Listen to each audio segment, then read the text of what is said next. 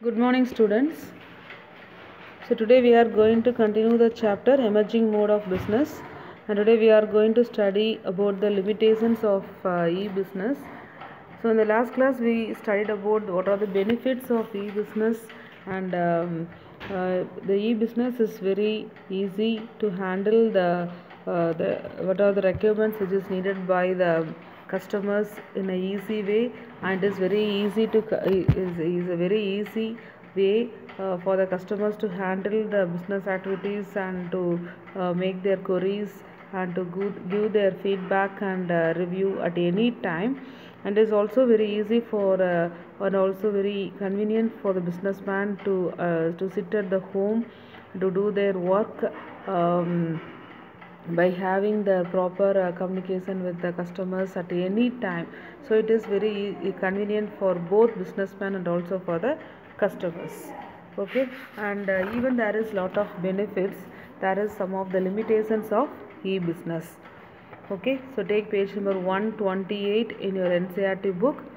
So first one is low personal touch. So all the activities that is relating to the business activities are handled by the use of internet technology. There is no face-to-face communication, interpretation between the interaction between the businessman and the customers. So there is low personal touch. Interpersonal interaction is very low. So it is considered as one of the demerits of e-business. This relatively less suitable mode of business in respect of the product categories which is requiring high personal touch, such as garments, toiletries, etc. Some of the products need a direct contact and bargaining some of the prices between the businessman and the customers. So for such product, this type of e-business is not playing a very important role. So some of the products are garments, the products which are used for the babies, pampering product. For the products, only by having the proper personal contact with the businessman, we can able to identify the quality and price of the product. Okay, so this is one of the demerits or limitation of e-business. The next one is incongruence between the order taking, giving and order fulfillment speed. So information can flow at the click of a mouse. By clicking the mouse we can able to get more information through the technology, but the physical delivery of product takes time. So there may be some delivery time may be delay as per our expectation. If you are having the direct contact with the businessman, we can able to by paying the money we can able to take back the product with ourselves, but with the help of the transport, we can able to deliver the product within a required time. But in the case of e-business, it requires some delivery of time, that is delivering the product takes some more time. So this incongruence may play on the patience of the customers. So there may be some that is may conflict between the businessman and also between the delivery person and the customers. So at times, due to the technical reasons, websites take unusually long time to open. So nowadays we are handling all the during this period we are having all the work only by with the internet facility, and at the same time all the persons are using the technology. So we can't able to get the network as per our requirement. Sometimes there is no network, and at the time there may be the delay of submitting the work, no. So like that, due to the technical reasons, some websites take some more time to open. So this may further fluctuate the users. So this is also one of the reason. So the satisfaction of the customers is not at the level of purchaser of the direct purchasing with the businessman. Comparing with the direct purchase with the businessman, this Technology is giving more benefit. At the same time, there is also some of negative points in the use of technology. Okay, so it is considered as another important factor as a limitation of e-business. Next one is need for technology capability and competence of parties to the e-business. So apart from the traditional, that is reading, writing and arithmetic, e-business requires a fairly high degree of familiarity of the parties with the world of computers. So, and this requirement is reasonable for what is known as a digital divide, that is a division of society on the basis of familiarity and non-familiarity with the digital technology. So what does mean by need for technology capability? So that should be a proper capability, and this requirement is responsible for what is known as a digital divide. So as per the familiarity, which is the indirect, is directly that directly it means the customers who are having that is the person who are having more familiar in the technology, that is more technical knowledge, can able to handle the technology very easy, and some of the persons who are not having not familiar with that digital technology can't able to carry out their activities at the during that critical time. So they have to go out of the home and they have to visit the businessman. But the person who are having more familiar with the digital technology can able to get more benefit. So there is differences between the familiarity and non-familiarity of digital technology. So still the digital technology not reach to all type of society, that is to all type of peoples in the society. Okay, so it is also the another important factor for the limitation of e-business. And increased risk due to the anonymity and non-traceability of parties. That is, internet transaction occurs between hyper personalities, so it becomes difficult to establish the identity of the parties. So one does not know even the location from where the parties may be operating. So the business is taking between the two persons. So the other person not having the full knowledge where the other person is locating, and this contains more risk. And transaction which is taking place through the internet, that is buying and selling the product, the transactions taking place contains some more risk. Okay, and the additional that is leakage of confidential information. So through the digital technology, the confidential information about the business may be leak out. That is the credit card details, they can able, there is lot of problems of virus and hacking the site. There is lot of malpractices are happening by using the digital technology. It's very easy to make the customers make the malpractice of the customers by misusing their credit card or debit card and taking the money without their knowledge. Like that, lot of malpractices are happening only by using of digital technology. There is more by using the digital technology, there is more positive, and also as a equal percentage there is a lot of risk. Okay, and this is one of the limitations of e-business. People resistance means the process of adjustment to new technology and new way of doing things causes stress and sense of insecurity.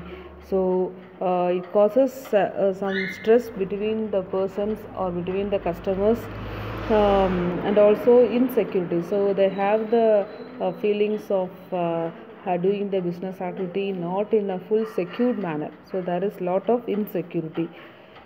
Okay, and last, ethical fallout.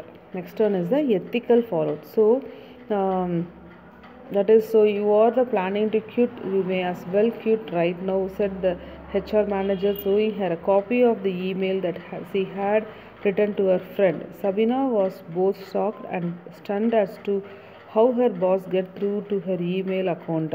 Nowadays companies use an electronic eye to keep track of the computer files you use, your email account, the website you visit, etc. So ethical fallout means, so without our knowledge, the other person can able to get more details using our mail ID, and by our website they can able to view all the company files without our knowledge. So, for example, the HR manager is a person showing her copy of the email that she returned to her friend. So, by seeing that copy of the email, the HR manager is directly send the letter to that person that asking her to quit the job.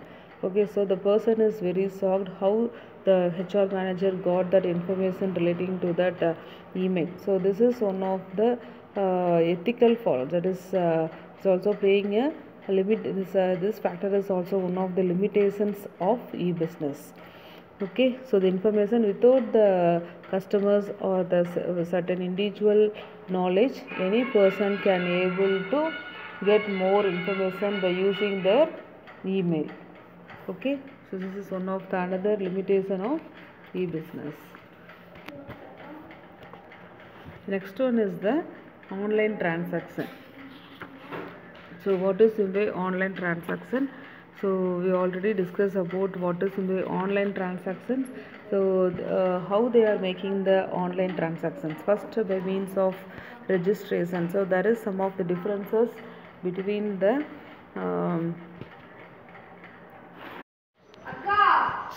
so first point is registration. So first we are going to discuss about what are the steps in online transaction. So take page number 132. So in page number 132, so here there is some of the differences between the traditional business and e-business on the basis of formation, physical presence, locational requirements. That is, we already discussed about the traditional business and e-business, and study it is a very important question, differences between traditional and e-business. And next one is the online transactions. So online transactions, take page number 132. So in this so first one is the registration. That is, before online shopping, one has to register with the online vendor by filling up the registration form. So there is an account with the online vendor. So the requirement is to fulfill the form. Okay, that is a password and the sections relating to the account, and where is the shop. All the details are to be required to fulfill all the requirements as per the norms which is created by that vendor. Okay, and only for the security, all the details are registered as per the requirements and as per the norms of the certain business person for the security purpose. Okay, and placing an order. So you can pick and drop the items in the shopping chart. So we can select the items and we can save in our shopping chart, and it's an online record. So that is keeping whenever the offer, where there is an offer, by seeing the offer we can pick up the product and we can kept in the shopping chart, and we can put in whenever the product prices reduces, we can make the order for that product. Okay, and next one is payment mechanism. So the payment is made through the online shopping in number of ways. So first one is we already know what are the different ways, and there is lot of apps in our day-to-day life, that is Amazon, Flipkart, Myntra, lot of apps is there, no? So by seeing the product through the online, and we can make the payment through, it may be the cash on delivery, or it may be check, or it may be net banking transfer, or debit or credit card. Okay, and digital cash also. So these are all the some of the different payment mechanism through the online shopping. Okay, and what is the safety? So what is the safety of e-business? So the first one is transaction risk. So what is the transaction risk? Seller denies that the customer ever placed the order, or the customer denies that he ever placed the order.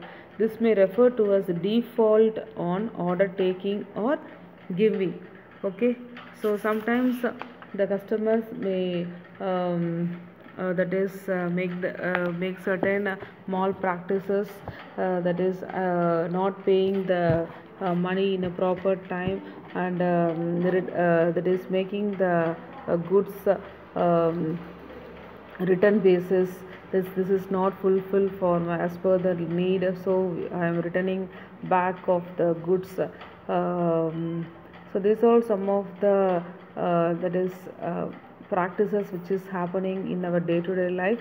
So online transactions is somewhat not easy for to handle the business activity in a proper way. So the e-business risk may arises for the seller or the buyer on account of the default on the order taking and giving delivery as well as the payment. So there is lot of risk for both buyer and the seller in order to taking the on account of the default on the order taking. So whenever the order is taking or giving, there is lot of risk for both the seller and the buyer. So such situations can be avoided by providing for identity and location address verification at time of registration. So in order to avoid this problem, at the time of registration, the address of location is already provided at the time of registration. Okay, so in order to confirm that the customers have correctly entered his details in the registration form, the seller may verify some same from the cookies. So the cookies are very similar to the caller ID in the telephone that provide telemarketers with such relevant information as the, so that is having a link with certain other websites and making sure that the customer is having the correct name, address and other details, and that is previous purchase record, etc. Okay, so it is always advisable to shop from well established shopping site. So we have to choose the proper website or app for online purchasing. Okay, and another one is data storage and transmission risk. So information is power indeed, but think for the moment if the power gives into the wrong hand. So data storage in the system and en route is exposed to number of risks. So whenever we are storing all the data in our digital that is technology, by using different technology, there is lot of risk. It contains lot of risks because certain important information may be stolen or may be modified as per the some of the due to some of the malpractices by some of the customers. Okay, that is hearing of virus and hacking the site, our mobile number, all the malpractices is happening due to the digital technology. Okay, and next one is risk of threat to intellectual property and privacy. Is internet is an open space, no? So information is available over the internet, so it moves over to the private domain.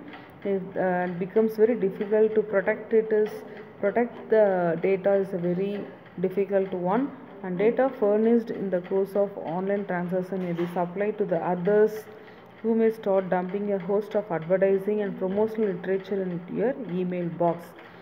So that is the data furnished in the course of online transaction may be supplied to others. So what are the data we store in our that is digital system may be shared to the others. Okay, so that is in order for advertising, there is lot of risk and is intellectual property. So there is a lot of risk to the this transferring our private information to the others. Okay, so by having the lot of mail, it may be a lot of data which is stored in our digital device may be automatically transferred or deleted, and anytime the others can able to open by seeing our mail, and all the other can able to take all the official informations without the certain person knowledge. So this is also one of the not proper way of handling the transaction through the online. Okay, so these are all some of the important points relating to how the online transaction is happening, and whether there is a benefit to the customers or not benefited to the customers, what are all the risks which is containing while handling the online transactions. Okay, the next one is that is resources required for successful e-business implementation, that is outsourcing. This outsourcing concept is deleted from our syllabus, so there is no need to study this topic. So in this chapter we studied what is meant by business and what is meant by e-business. What are the scope of e-business? In the scope of e-business we studied B2B commerce, B2C commerce, and intra-B commerce and C2C commerce. And what is the difference between the traditional business and e-business? What are the benefits of e-business? What are the limitations? And what is maybe online transactions?